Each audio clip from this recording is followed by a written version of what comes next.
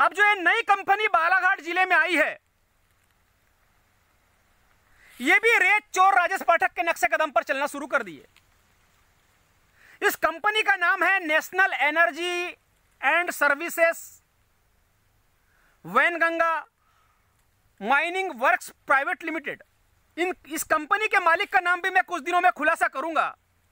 ये रेत चोर राजेश पाठक इस कंपनी को भी रेत चोर बना रहा है, और इस कंपनी ने खुद जब से बालाघाट जिले में आई है तब से 100 करोड़ रुपए की चोरी फर्जी रॉयल्टी काटकर इसने भी की है। इसका भी मैं भविष्य में खुलासा करूंगा।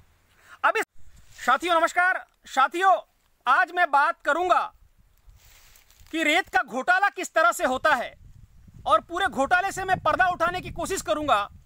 अभी तक हम नदियों को बचाने के लिए, पर्यावरण को बचाने की लड़ाई लड़ रहे हैं, और लड़ाई लड़ते लड़ते हम अंतिम तह तक पहुंचे हैं कि किस तरह से नदियों को बर्बाद किया जाता है और किस तरह से उस घोटाला किया जाता है, सरकार के राजस्व का घोटाला किया जाता है, और किस तरह से जिला स्तर के कुछ सफेदपोश नेता अधिकारी से लेकर राजधानी भोपाल तक के अधिकारी और नेता इसमें मिले हुए हैं, सम्मिलित है।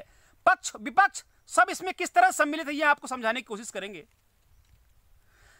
साथियों, मैं आपको बताना चाहूंगा कि मध्य प्रदेश सरकार किसी भी ठेकेदार को रेत का जब ठेका देती है तो अधिकतर खदानें 4 हेक्टेयर कुछ पॉइंट की, 3 हेक्टेयर कुछ पॉइंट की होती है।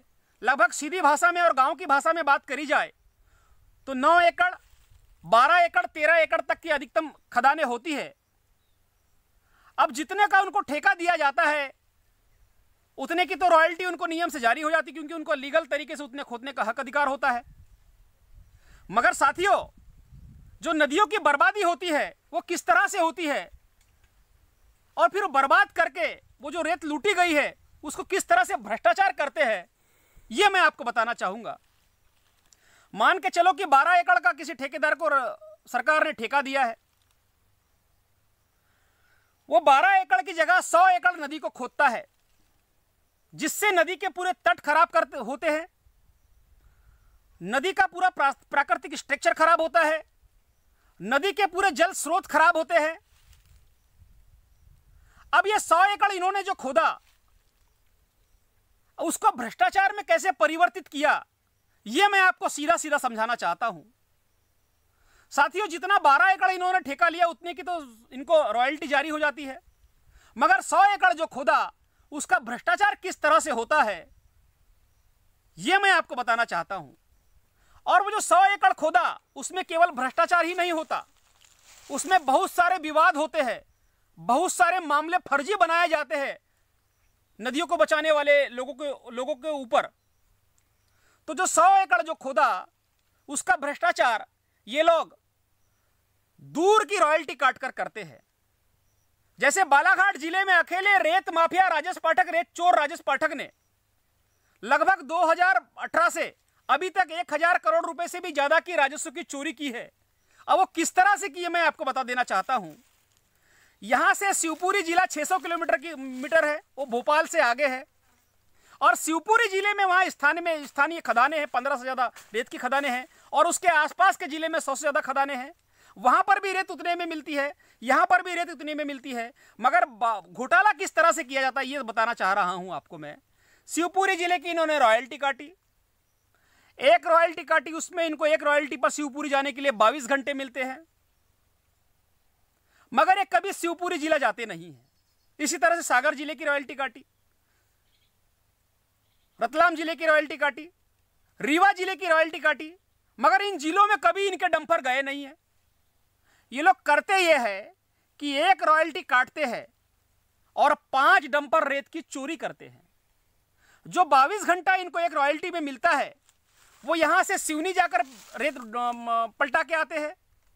उस 22 घंटे में ये लगभग 6 डंपर रेत पलटाते हैं सिवनी में जाकर, और कभी शिवपुरी, सागर, रतलाम और रीवा जिला इनकी गाड़ी कभी जाती नहीं है। एक रॉयल्टी पर 5 रॉयल्टी की ये लोग चोरी करते हैं, और जो 12 एकड़ का ठेका लिया है उसके बाद जो 100 एकड़ इन्होंने नदी को खोदा और नदी को बर्बाद किया, उससे ये इस तरह का भ्रष्टाचार करते हैं।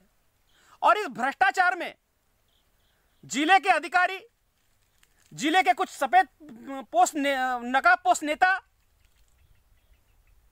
और राजधानी के कुछ के नेता, राजधानी के बड़े अधिकारी इसमें सम्मिलित है और सबके संरक्षण में ये चोरी किया जाता है और सब मिलकर इन नदियों को बर्बाद कर रहे हैं और आने वाले भविष्य के लिए जल को बर्बाद कर रहे हैं। इस तरह से ये पूरा घोटाला किया जाता है। ये सारी कहानी मध्य प्रदेश में जो विपक्ष है कांग्रेस, उसको पता है, मगर कांग्रेस इस पर कभी हो हल्ला करती नहीं है, विधानसभा में कभी हल्ला नहीं करती है, प्रदेश स्तर पर इस मामले को कभी उठाती नहीं है, राष्ट्र स्तर पर इस मामले को कभी उठाती नहीं है। इससे स्पष्ट होता है साथियों कि विपक्ष भी इस पूरे गोरख धंधे में मिला हुआ है। आप बालाघाट से ही उदाहरण समझ लीजिए कि बालाघाट में कांग्रेस के 4 विधायक हैं, मगर बालाघाट के किसी भी कांग्रेस के 4 विधायकों में से आज तक विधानसभा में कोई पुरजोर तरीके से किसी ने सरकार से क्वेश्चन नहीं किया है। अगर किया भी है थोड़ा बहुत किसी ने, तो केवल नाम मात्र के लिए किया है कि पब्लिक इनको दोष न दे, मगर वो बहाना है, उन्होंने कोई क्वेश्चन किया नहीं है। जिस तरह से बालाघाट में कांग्रेस रेत के घोटाले का विरोध नहीं करती, उस तरह से राजधानी भोपाल में भी कांग्रेस रेत का विरोध नहीं करती है। और इस तरह से पक्ष और विपक्ष और भ्रष्ट अधिकारी मिलकर पूरी नदियों को लूट रहे हैं और आने वाली पीढ़ी के भविष्य को खा रहे हैं, नदियों को समाप्त करने में लगे हैं।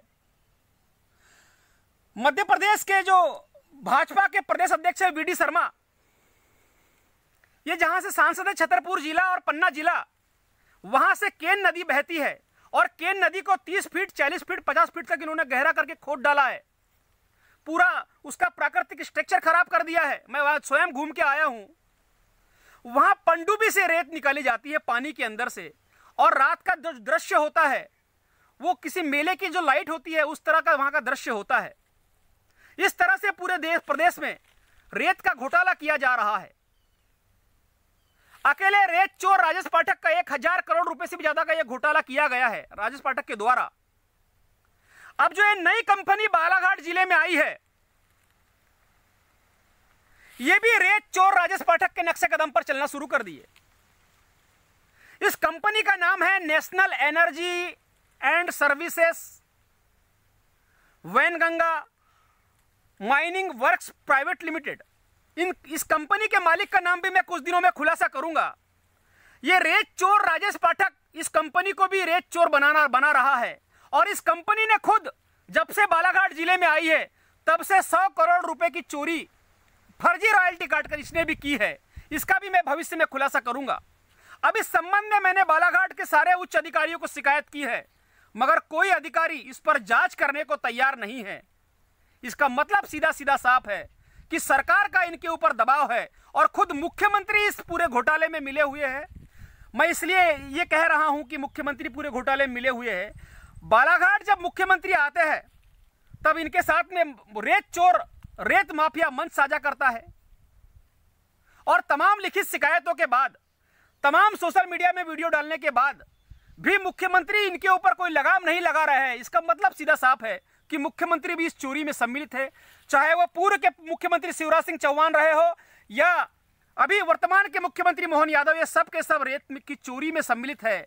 और जिसको प्रधानमंत्री अपनी मां बोलते हैं नदियों को, उसी मां का आंचल उजाड़ रहे हैं। इनको शर्म भी नहीं आ रही है।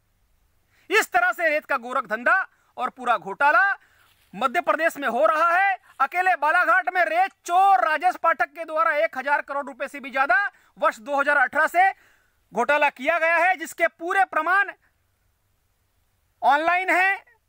सारी रॉयल्टी स्टेट माइनिंग कॉर्पोरेशन की साइट से कटी है। कोई भी ऑफलाइन घोटाले को दबाने के लिए सरकार और भ्रष्टाचारी वल्लभ भवन में फाइल तो जला सकते हैं, मगर इस घोटाले को नहीं दबा सकते, क्योंकि यह घोटाला ऑनलाइन है और पूरी रॉयल्टी ऑनलाइन कटती है। मैंने स्पष्ट सभी शिकायतों में कहा है कि रेत परिवहन कर रहे डंपर वाहन के जीपीएस लोकेशन और रॉयल्टी में उल्लेखित ड्राइवर के मोबाइल नंबर के लोकेशन के आधार पर जांच कर ले, ये सारा अब घोटाला उजागर हो जाएगा। मगर कोई अधिकारी इसके ऊपर जांच करने को तैयार नहीं है, क्योंकि मुख्यमंत्री का और सरकार का सबके ऊपर दबाव है। और मुख्यमंत्री और सरकार जो बड़ा ढिंडोरा पीटती है कि हम धार्मिक लोग हैं और धर्म के नाम पे लोगों को उलझाती है, मैं उन लोगों को कहना चाहूंगा जो लोग उलझे हुए हैं इनके धर्म के जाल में, इनको पूछो कि ये कैसे धार्मिक लोग हैं। नदी को मां बोलते हैं, उसी को उजाड़ते हैं। गाय को मां बोलते हैं, उसी को कटवाते हैं। धार्मिक लोग बोलकर पूरे देश में सरकारी लाइसेंस पे दारू बिकवाते हैं।